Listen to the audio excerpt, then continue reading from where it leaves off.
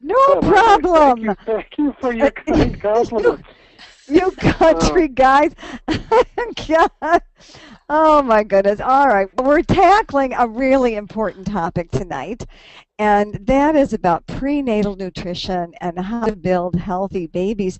There seems to be a real baby boom going on. The baby boomers had baby boomlets, and now they're having babies, and it's just so wonderful, and it's such an important time. And you know, the nutrition that we have when we have this 9 month period to produce these little sweet babies can really contribute to their lifelong health. So, Steve, you're going to get us started, and I'm going to click here. okay, well, so just to kind of start things off on a light note, I mean, you've heard the saying, girls are made of sugar and spice and everything nice. You've got a nice little picture for that. Barb's great at coming up with these pictures. But boys are made of frogs and snails and puppy dog tails. And again, Barb's got a couple of great pictures to go with that. Oh, oh. Isn't that But cute? you probably suspect that there's a little bit more to it than that. Oh, is that cute? All right. Well, yes, there is. And so we're talking about building a baby, and we need to provide all the nutrients that that little baby is going to be needing because the baby is going to get first dibs on the nutrients, and the mom will suffer if we don't have adequate nutrition for both the mom and the baby. So we have an awesome responsibility. And it's a time when we really need to get serious about what we're eating because the standard American diets of pizza and Pop Tarts and pop and soda is not going to make the kind of healthy baby that we're looking for. Steve? Okay, and we need to recognize that there are some increased nutritional needs during pregnancy. You do need more calories, but you're not really eating for two. I mean, I know sometimes, that you hear that over and over again. That doesn't mean you're eating twice the calories you did before you're pregnant. Actually, your increase is about 150 calories per day in the first trimester, up to 300 calories a day in the second and third trimester. So, that's not an invitation to go through the buffet line 3 times. But you do need to recognize the additional needs because if you don't meet those needs, and again, there's some women, if we look at the flip side of the coin, that are really trying so hard to maintain their pre-pregnancy weight, but they eat too few calories, and so that can cause deficiencies. It's going to stunt your child's development, maybe even their mental development.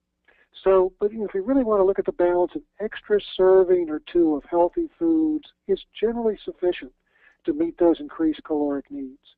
Now, the other thing, we didn't talk about more calories, but we don't often talk about the fact that we need more protein. We need about 10 grams a day more protein than we were getting, before you were pregnant, and you need that protein to build all that new tissue in the fetus and still maintain the tissue in the mom. So, as Barb was saying a minute ago, things like chips, pretzels, sodas won't build a healthy baby. But the other thing is, a lot of moms are really health conscious, but, even if you're eating salads, whole grain muffins, and fresh fruit, that's not going to do either. That may be healthy, but it's not giving you that extra protein that you need. There's very little protein in salads, whole grains, and and muffins and that sort of thing. So let's talk about some of the other nutrients that really are critical. And gosh, there's our favorite at the top of the list for women at any age and in any condition, but particularly when we're pregnant, is B vitamins. Our need for B vitamins increases significantly, 20 to 30%. It's needed for organ development, blood, nerve cell development, and deficiencies have been directly linked to birth defects in babies and anemia, anxiety, depression in moms.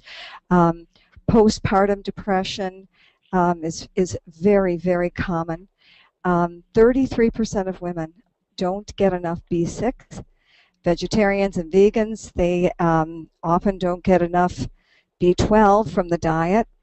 Um, and our need for antioxidants also increases dramatically. Vitamin C is needed for tooth and bone development, vitamin E for new tissue development. Um, Babies draw vitamin C and vitamin E from mom, and then that impairs the wound healing and immune system for moms.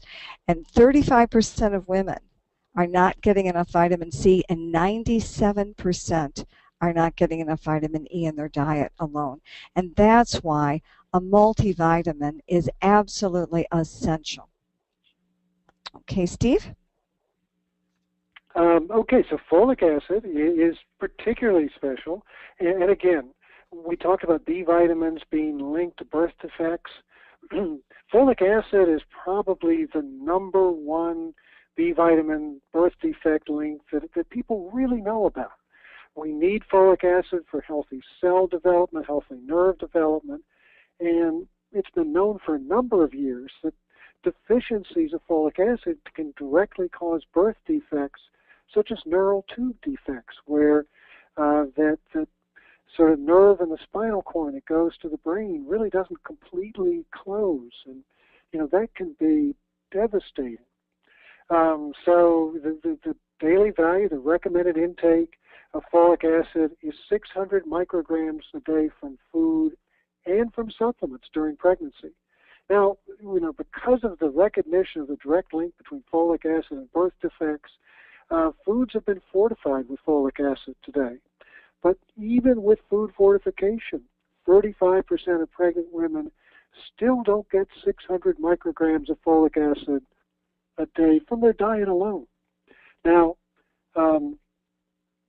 so the experts still recommend about 400 micrograms a day from supplements, and maybe more if the moms are anemic.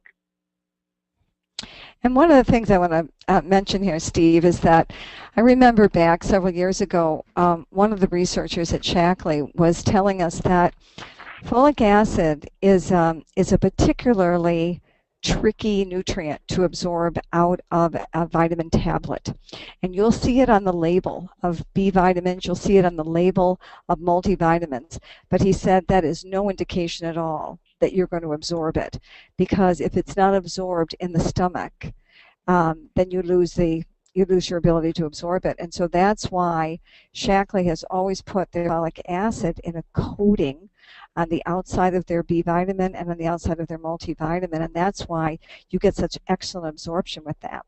Let's talk about calcium then. Calcium needs go up to 1,000 milligrams a day, needed throughout pregnancy. And not just only to increase your bone density in the first trimester and then to create baby's bones in the second and the third, but calcium is also very important for good sound sleep. You need it also for your muscles. So very common in pregnancy, women get leg cramps. And when I was talking to Harper Guerra today, and she said that she took osteomatrix before bed at night when she's had 2 pregnancies now with Shackley, and she said she never had any leg cramps. 50% of women are not getting enough calcium from their diet to start with, and then if not getting 3 to 4 servings of dairy or some sort of supplementation is absolutely required. And dairy's tricky. I don't know that I'm real excited about people having 4 servings of dairy a day anyway, because it's very hard to digest, and it can be very mucus producing in some folks. And for heaven's sakes, if there's one food you want to get out of the house, it's soft drinks. They are terrible for your bones. They dissolve your bone, and diet drinks are no better. Only then they have the artificial sweeteners, which are even worse. Okay, Professor? and then there's the iron need. So, your needs for iron double to 30 milligrams per day. So normally it's 15, it doubles to 30, and that's because you're creating that new blood supply. Both the mom's blood supply is increased to support the fetus, but the fetus, you have to create the whole blood supply for the fetus. That requires a lot of iron. So deficiencies can cause anemia in the mom, but it can also affect the mental development of the fetus. And yet 50% of pregnant women aren't getting 30 milligrams of iron in their diet. Now, this is where supplementation is usually recommended. Almost every obstetrician will recommend some sort of iron supplementation. Now, again, it doesn't need to be 30 milligrams necessarily, because 85% of women in this country are, during pregnancy, will be getting 15 milligrams of iron per day. Usually there's enough of awareness of the needs for iron to be getting that much. So in many cases, you don't need to do 30 milligrams, but you need at least 15 milligrams of supplemental iron per day. And I want to mention, when I was talking to Harper today, she made the point, she said that so many of her friends had issues with constipation during their pregnancy because of the iron that they were given in their prenatal. And she said that was one of the things she loves about the Shaklee multivitamin with iron, or Vitalizer with iron, is she said it never caused any constipation, which is really a good news.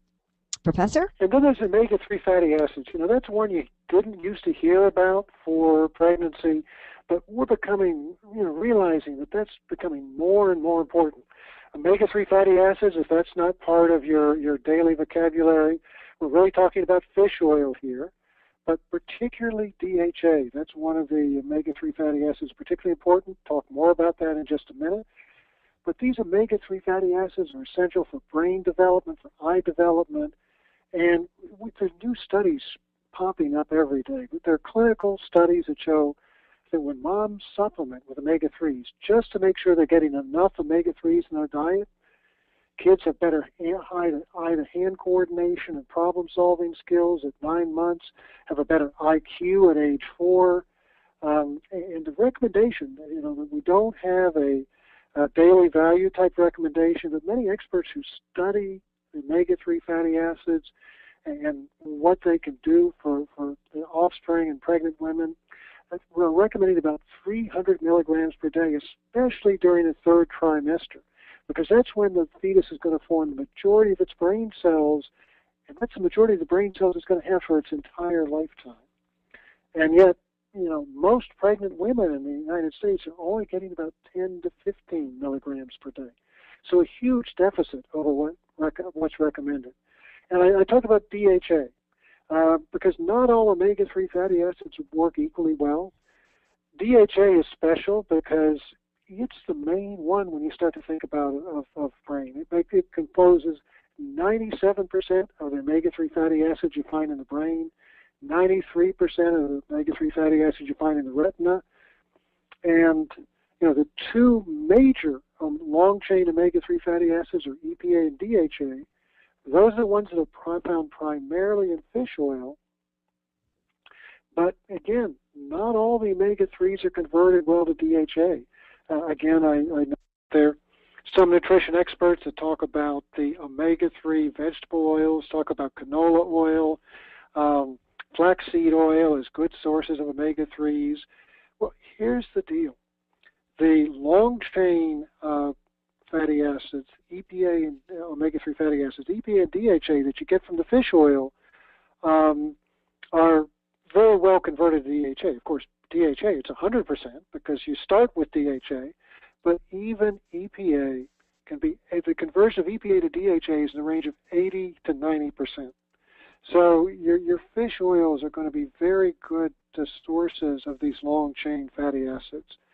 But the short-chain fatty acids, the ones you find in flaxseed oil, canola oil, here, if you flip back so they can actually see that, it's really about 3 to 5% conversion, or I guess 5 to 10% conversion. So, if you see the vegetable oils, and in a lot of the omega-3 fortified foods, you have to read the label, because unless it says from fish oil, or unless it says EPA or DHA, it's going to be those short-chain omega-3s, and the conversion rate is so low that you're not going to get the benefit from those that you'd like to be getting.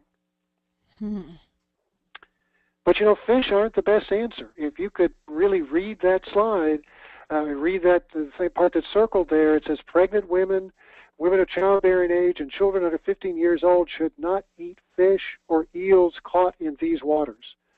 There are a lot of places now where the water is so polluted that the fish aren't always the best answer. And the problem is the fish that we eat are kind of on the top of the food chain. So all the mercury and other contaminants get concentrated as you move up that food chain. So both the FDA and EPA, this is not the fish oil, this is the Environmental Protection Agency, warn moms to be cautious about fish consumption because of the mercury and the other contaminants that can affect brain and neurological development. So while those fish oils are very useful, fish aren't always the best choice. And if we just take salmon as an example, sort of my favorite way, my favorite food for getting the fish oils, the EPA and DHA, it turns out, again, salmon are sort of on the top of the food chain. They're often contaminated with PCBs and heavy metals. The EPA, the Environmental Protection Agency, made a recommendation for the frequency of consumption of various types of salmon. So, for example, if they're wild, coho, or pink salmon, you should eat them no more than once a week. If they're wild Chinook or sockeye salmon, once or twice a month is max. Wild Alaskan Chinook only once a month. And then we get to the farmed salmon. If the farm salmon have to be raised in Washington State or Chile, once a month is the max. If they come from Canada, Maine, or Norway, once every 2 months. And if you're unlucky enough to get farmed salmon from Scotland and the Faroe Islands, once a year is going to about do it. Now, I don't know about Chicago, but in North Carolina, if you go into a restaurant, you're lucky to figure out, you're lucky to find out whether it's farmed or wild. You have no idea which farm it was raised on. And if it's wild, people in North Carolina, at least the restaurateurs, can't tell you whether it's Chinook or sockeye or coho or pink. They don't know the difference. So, you have to be a little came cautious. Out of the freezer. Oh, goodness. Came out of the freezer. You got any more good news, Professor? Well, then there's the omega-3 supplements. And I know it's a lot of people say, well, just get it at Costco or wherever because I can get it cheaper. Well, not all of them are equal. Some of you may remember in March of 2010 there was a lawsuit by the Prenatal Environmental Justice Foundation against the makers and sellers of fish oil products. And what they did is they found that there's actually one major manufacturer that had minimal purification, no quality controls because they weren't required, and it relabeled its product and sold it to all of the major discount stores, and actually some upscale stores that you would recognize if I told you their names, as their own brand. Turns out the product was contaminated with high levels of PCBs. Now, the really interesting part is the FDA never acted. Even though these fish oils were contaminated, the manufacturers and stores were sued under the provisions of the California Proposition 65, which actually is a fair labeling law. So they were actually being sued because they didn't label their products fish oils plus PCBs. Boy. Okay, so if that news wasn't good enough for you, and you will see this actually, this is referred to in a PowerPoint on the Shackley website, that in a study that was done by testing the blood and umbilical cords of newborn babies, they found 287 toxins in that newborn baby. Mercury and polyaromatic hydrocarbons and all those other interesting toxins you see there. Plus, these toxic chemicals can cause cancer. It can damage the intelligence of that baby, birth defects, and obesity. And so we live in a very toxic world, and we need to be careful about what we eat and what we're putting into our body, especially when we're pregnant. So, Bob, that's probably enough bad news. Let's kind of get to the good news and talk about what women can do about it. And, I always recommend holistic approaches. So really, we're talking about weight control, diet, supplementation, exercise, all rolled in together. And really that sweet spot right in the middle where you're doing the best you can with all of those. So let's start with holistic approaches. Next slide. So what do the experts recommend? Number one, you start with a healthy weight, and that's because if you're overweight, that's going to cause complications with you might get premature delivery, complications with delivery. But if you're underweight, you may never even be able to conceive in the first place. So you want to maintain a healthy weight. You want to get regular exercise because that reduces stress. And stress can lead to inflammation, and inflammation can lead to both infertility, the inability to conceive, but it can also lead to conceptions during the birth process, or complications during the birth process. And you want to eat that healthy diet of fresh fruits and vegetables, and then supplement with key nutrients. A prenatal or a multivitamin with extra Bs that supply in the range of 400 to 800 micrograms of folic acid, and add the omega-3s that you need for brain and eye development of your fetus. And then also the probiotics for digestive health. And it gets back to yeast, and I know that's a topic that Barbara often talks about, but yeast overgrowth can lead to some health challenges for the baby. So let's talk about a healthy diet quickly. 2 to 3 servings of protein. It can be meat or poultry, but you want to try to avoid meats with a lot of hormones and antibiotics. Lean meats preferably, vegetable proteins, good. It can have some other supplementation with B12 and iron. Legumes are great. Split pea soups and beans and soy, and then dairy, 3 to 4 servings a day is recommended. You want to start with a healthy diet. This is the stuff that I love, is the dark green leafy vegetables. Get a lot of iron and folic acid there. You get whole grains, fruit, whole organic foods whenever possible, and then avoid all the bad stuff.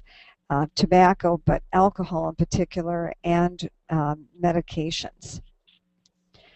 Let's aim for a healthy weight. And look at that baby, isn't that just the cutest? Experts recommend that you gain 20 to 26 pounds, mostly during the second and third trimester. A bit less if you're overweight, but you don't want to be on a diet or trying to lose weight when you're pregnant. Because you want to be able to provide a lot of nutrition for yourself and the baby, and then maintain or begin a good exercise program. Steve? And then we add supplementation for best results. And, again, if we talk about the Shaklee difference, why do I recommend Shaklee? Well, I recommend Shaklee because of their philosophy.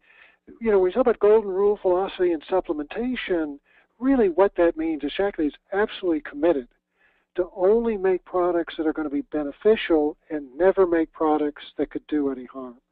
And while that seems simple enough, you can probably think back to some of the headlines you've read in the papers or heard on TV or seen on the internet that tell you that not every company has that kind of philosophy. They've got quality controls that are second to none, and purity is critical when you're thinking about that baby. I gave the example of the omega-3 fatty acids. This is not some third-rate manufacturer that's going to give you fish oil plus PCBs. The Shaklee Omega Guard, the omega-3 fatty acids they have in the Vitalizer, those are ultra pure. And then the clinical studies that show that the Shaklee products really work. That includes a landmark study, which I'm going to mention in just a minute. The bottom line is Shaklee has the proof. If these products can really change your life, and the life of your baby, of course, and the lives of everybody that you share them with. But let me spend just a minute on that landmark study. And while this is perhaps not directly relevant to the pregnancy, I think it is relevant to the value of these products. This is a study that was done by Dr. Gladys Block at UC Berkeley. She looked at people who used the Shaklee products for 20 years or more. Those are the black bars. People who used other companies' multivitamins, that's the gray bars. And people who used no supplements whatsoever for 20 years or more, those were the white bars.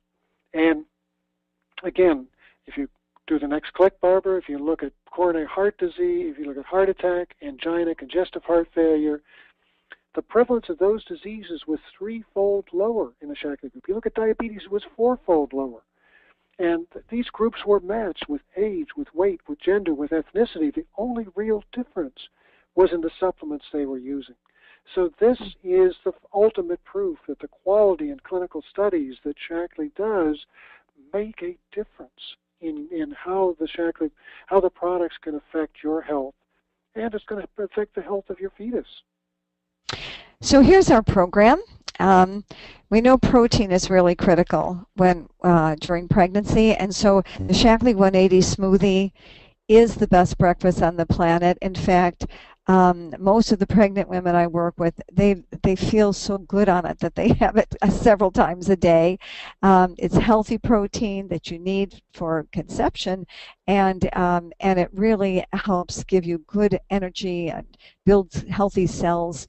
Vitalizer with iron. This is our daily vitamin strip with 6 tablets on it that include all the essential nutrients, including iron and the folic acid we talked about earlier, calcium and vitamin D. It has omega-3s in it, probiotics. 80 different nutrients are in that product. And then I recommend that you take additional osteomatrix, the calcium, especially before bed at night. It's wonderful for preventing those leg cramps and help you sleep like a brick. And then I like extra omega-3 fatty acids for all the reasons Steve just went through. And then you want to minimize your toxic exposure. Certainly cigarettes, alcohol, drugs, but we don't even realize how much stuff we are exposed to. Do the best you can with the foods that you're purchasing. I think more and more organic foods are available to us, but also be aware that personal care products, what we put on our skin, can be absorbed into our bloodstream. And what I love about all the Shaklee personal care products, and especially that wonderful Infusel skincare line, is there are no phthalates, there's no parabens, there's no dioxin and formaldehyde and BPA in the containers. And then there's the whole cleaning product line. There is nothing safer to wash your baby's clothes in, nothing safer to clean the house with, clean the baby's room with, than the Shaklee Get Clean product line. So there's the skincare products, there's the hair care products, any of the things you choose, they're all going to be so much safer for you. And here's all the stuff they don't contain. They're not going to have the volatile organic compounds and the phenols and the cresols that cause the damage to the neurological systems of your body. They won't have butylcelulosid and phosphoric acid and things that have been shown to be carcinogenic. They're just safe for all the jobs that you have to clean in the house. And the best news is they're also very inexpensive. And today is Earth Day. And there wasn't a lot of conversation about it in the news. And I know there've been a lot of news stories going on, but it is really, I think, important every year at this time just to pause and remind ourselves how precious the planet is, and think about ways that we can walk more gently on it. And it's so wonderful to let people know about this cleaning product line, because it saves them money at the same time that it saves the earth, and it reduces packaging, and it cleans so well. So it's just a tremendous product line. So Steve, let's close with Sean's story. Yeah, I think it's a perfect close to this particular talk. Some of you may have heard it before, but Sean Huber is our personal trainer.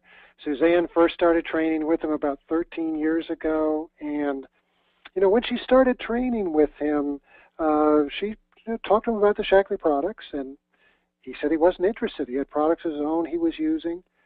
She shared Shaklee stories with him from time to time, but never really pushed him. Well, about 8 years ago, he went into the doctor. He had a pain in his back. The doctor examined him, and after some tests, told him that he had testicular cancer and it had metastasized to his back. Now, he told me there was good news and bad news. The good news was that this was a form of cancer that was very treatable. The bad news is he'd never be able to have kids. It would make him sterile. So that kind of got his attention. And so he asked Suzanne, what should I do? Sort of the moral of this is people are listening, even when you think they aren't. And she put him on the vitalizer, and she put him on the vitalizer, I think the 180 smoothie mix, and she also added the nutriferon for his immune system. And he sailed through the chemotherapy, did very well, but now the rest of the story becomes very important. Next, just click one more time here. About 3 years ago, he married Megan. And, they kind of decided, well, it would be neat to have kids if that were possible. So again, he came to Suzanne and said, well, what should I do? And she suggested that he add Vivix to his formula, to what he was taking, to his regimen. And so he did. Now, click once more. This is a picture taken about 2 years ago with their daughter, Brighton. Have you ever seen a happier dad? This is what Shaklee products can do. Wow. How delightful. So there's our program for a great prenatal supplement program. The Vitalizer with iron, the daily vitamin strip with 6 tablets, the Shaklee 180 smoothie for breakfast or any snacks during the day. Lots of protein, lots of fiber, lots of nutrients in there. Osteomatrix, the calcium product, B complex, and Omega Guard. And back to you, Joe. Great job, you guys. Oh, such and wonderful, helpful. There are a couple of questions here. Someone, Katie Odom, I have several customers who want information on fertility and conceiving. Do you have anything quick on that? Steve? Can you hear me? What I would say is that, that we don't have a magic fertility pill. On the other hand, we have a lot of people. And again, as the example I just shared with you a minute ago, Sean's story, it's not just the woman, it's the man as well when you want fertility.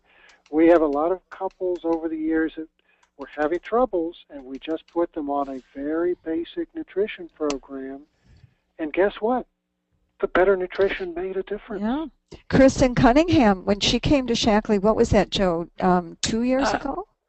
3 years ago? Yeah, two and a half years maybe ago.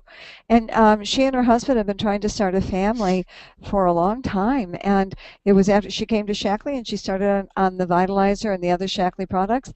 And she just had a new baby in March. It was great. So, I mean, it happens a lot. Sean and Carmen Gray. They were another couple, but there we do have more information on it. But it is certainly a great place to start because the body really needs all the pieces in order to be able to conceive, and it's just a great starting place. And then I'll get some more information to you on it let me see what I've got in my file. Good. And someone was wondering about the availability of these slides. Barb, you usually put them on Bob's files, I think. Well, we can. I'll give them to Chris. And I think Chris was on here before, too. Good, okay.